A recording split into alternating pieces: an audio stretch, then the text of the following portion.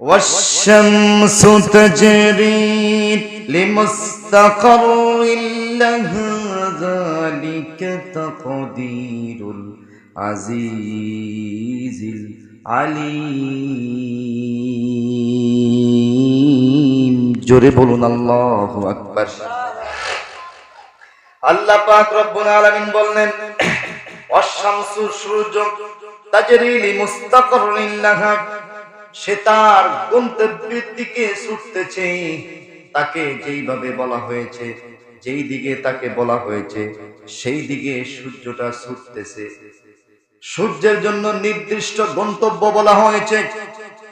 হযরত আব্দুল্লাহ ইবনে আব্বাস রাদিয়াল্লাহু তাআলা আনহু নবীজি থেকে শুনে বলেছেন, ও আমার সাথী ভাইরা, তোমরা কি জানো সূর্যটা কি?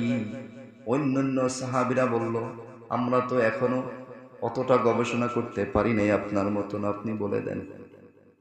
হযরত ইবনে আব্বাস বলেন, সূর্যটা হলো একটা সরকার মতন, যেই সরকারটি দিনের বেলায় আসমানে উঠে, রাতের বেলায় যাইতে যাইতে যাইতে যাইতে 7 তবক জমিনের নিচে চলে যায়। এজন্য তোমরা রাতের বেলায় সূর্যকে দূরবীন দিয়া খুঁজলেও সূর্যকে তোমরা আর খুঁজে পাবে না। দিনের বেলায় উপরে ওঠে, রাতের বেলায় সেটি জমিনের অন্য দেশে চলে যায়, অন্য জায়গায় চলে যায়। যার কারণে অন্য জায়গায় যেহেতু যায়, অন্য জায়গায় যাওয়ার পরে ওই দিকে যাদের দেশ, আমাদের দেশে রাত, অনেক দেশে দিন, এরকম আছে না নেই? সূর্য কি দুইটা না একটাই? এই সূর্যটা সরকার মতন ঘুরে, ঘুরতে ঘুরতে পৃথিবীর অপর প্রান্তে চলে গেল। অপর প্রান্তে যেয়া তাদেরকে তাপ দিল, তাদেরকে আলোকিত করলো, তাদেরকে ভিটামিন ডি ঢুকাইয়া দিল। তাদের শীতকালে সূর্যটা একটা সোয়েটার হয়ে গেল, জ্যাকেট হয়ে গেল, আরামদায়ক হয়ে গেল। আবার যখন তাদের দিন শেষ হয়ে যাবে, আবার বাংলাদেশের দিকে আসবে, বাংলাদেশের মানুষ আবার সূর্যকে দেখতে পাবে। রাতে ঘুম হয়ে গেল, দিনের বেলা সূর্যটা আলো দিয়া শরীরটাকে তাপ বানিয়ে দিল। আল্লাহ পাক সেই কথাই বলছেন, ওয়াশ-শামসু তাজরি লিমুস্তাকাররিন লাহা যালিকা তাকদীরুল আজিজিল আলীম। সূর্য তার নির্দিষ্ট গন্তব্যের দিকে ছুটতে থাকে, নির্দিষ্ট গন্তব্যের দিকে ছোটে। যালিকা তাকদীরুল আজিজিল আলীম, আর এটি পরাক্রমশালী মহান রব্বুল আলামিন সুবিজ্ঞ, সেই তোমাদের রব যিনি এই সূর্যকে নিয়ন্ত্রণ করেন। এত বেগে ছোটে, এত বেগে ছোটে, এত বেগে ছোটে, তামাম পৃথিবীর সকল প্রযুক্তি দিয়া যদি সূর্যের পিছনে টান লাগানো যায়, 1 সেকেন্ডের জন্য সূর্যকে থামানো যাবে না, এত বেগে ছোটে। সূর্যটা 2 সময় থেমেছিল।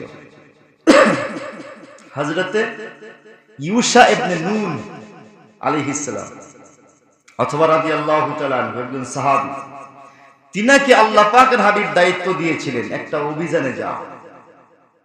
তিনি সেই অভিযানে গিয়ে ঠিক আসরের টাইম হয়ে যাচ্ছে, তিনি অভিযান এখনো সাকসেস করতে পারেন নাই। অর্থাৎ একটা যুদ্ধে তিনি গিয়েছিলেন, যেটা একেবারে খোলামেলা বলছি, যুদ্ধে এখনো বিজয় তিনি হন নাই। এমত অবস্থায় সূর্য ডুবে যাচ্ছে, যুদ্ধে বিজয় হয়েই তিনি বাইতুল মুকাদ্দাসে অবস্থান করবেন, যেটি ফিলিস্তিন, যেটা নিয়ে মারামারি চলে। তাই বাইতুল মুকাদ্দাসের কাছাকাছি তিনি চলে গিয়েছেন। শত্রুপক্ষ আরেকটু পরেই শত্রুপক্ষদেরকে তেনারা ঘায়েল করে ফেলবেন, বাইতুল মুকাদ্দাসে চলে যাবেন। ঠিক এমত অবস্থায় সূর্যটা লাল হয়ে গেছে, পশ্চিমে চলে গেছে, ডুবে ডুবে ভাব। অন্ধকার হলেই তো ঝামেলা, কিভাবে তিনারা এই পথ পাড়ি দিবেন? তখন তো লাইট কিছুই নেই। ঠিক ওই মুহূর্তে হযরত ইউসা ইবনে নুন তিনি বললেন, এই সূর্য, তুমিও পৃথিবীতে এসেছো, তুমিও কারো না কারো হুকুম পালন করতেছো। আমি ইউসা, আমিও কারো না কারো হুকুম পালন করতেছি, কারণ আমি জিহাদে আছি। জিহাদ করা কার হুকুম? সুতরাং তুমিও আল্লাহর হুকুমে পৃথিবীতে আলো দিচ্ছ, ছুটে বেড়াচ্ছ। আমিও সে আল্লাহর হুকুম পালন করার জন্য জিহাদে যাচ্ছি, জিহাদে গিয়েছি, একটু পরে আমি বিজয় হব। তিনি সূর্যকে উদ্দেশ্য করে বলেছেন, সূর্য শোনো, আয় আল্লাহ আপনি সূর্যকে থামায় দেন, সূর্যকে থামায়া দেন, যতক্ষণ পর্যন্ত বাইতুল মুকাদ্দাসের মধ্যে আমি প্রবেশ না করছি, বাইতুল মুকাদ্দাস দখল না করছি, আমাদের হাতে বিজয় যতক্ষণ পর্যন্ত না আসছে, ততক্ষণ পর্যন্ত সূর্যকে আপনি থামায়া দেন, ডুবতে দিয়েন না। আল্লাহু আকবার। কারণ সূর্য ডুবে গেলেই তো অন্ধকার হয়ে যাবে। কিভাবে এই লম্বা পথ পাড়ি দিয়ে বাইতুল মুকাদ্দাসে যাব? আমাদের হাতে তো কোনো লাইট নেই, কোনো এনার্জি নেই, কিছুই নেই। সুতরাং অন্ধকারের মধ্যে ঝামেলা হয়ে যাবে, শত্রু পক্ষ আমাদেরকে ঘায়েল করে ফেলবে, আমরা একটু পরেই তো বিজয় অর্জন করব।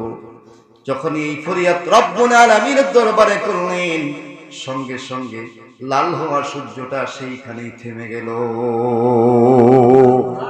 তো আসতে গেলেন সুবহানাল্লাহ।